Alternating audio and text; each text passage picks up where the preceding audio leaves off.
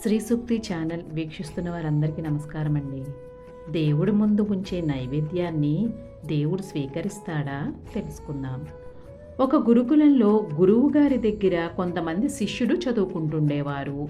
వారిలో ఒక పిల్లవాడికి దేవుడి ముందు ఉంచే నైవేద్యాన్ని దేవుడు స్వీకరిస్తాడా, తింటే పెట్టిన పదార్థం ఎందుకు అయిపోలేదు అని ప్రశ్నించాడు.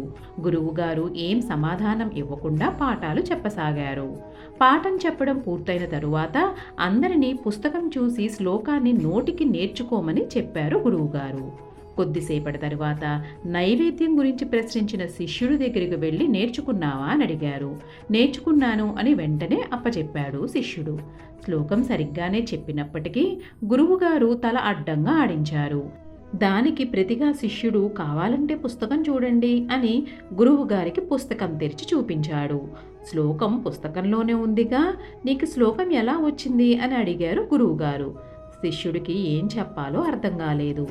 గురువుగారే మళ్ళీ అన్నారు, పుస్తకంలో ఉండే శ్లోకం స్థూల స్థితిలో ఉంది. నువ్వు చదివినప్పుడు నీ బుర్రలోకి అది సూక్ష్మ స్థితిలో ప్రవేశించింది. అదే స్థితిలో నీ మనస్సులో ఉంది. అంతేకాదు, నువ్వు చదివి నేర్చుకోవడం వల్ల పుస్తకంలో స్థూల స్థితిలో ఉన్న శ్లోకానికి ఎటువంటి తరుగు జరగలేదు. అదేవిధంగా విశ్వమంతా వ్యాప్తి అయి పూర్ణంగా ఉన్న పరమాత్ముడు నైవేద్యాన్ని సూక్ష్మ స్థితిలో గ్రహించి స్థూల రూపంలో ఎటువంటి నష్టం లేకుండా చేస్తాడు. దాన్నే మనం ప్రసాదంగా తీసుకుంటున్నాం అని వివరణ చేశారు. సర్వం శ్రీకృష్ణ అర్పణమస్తు.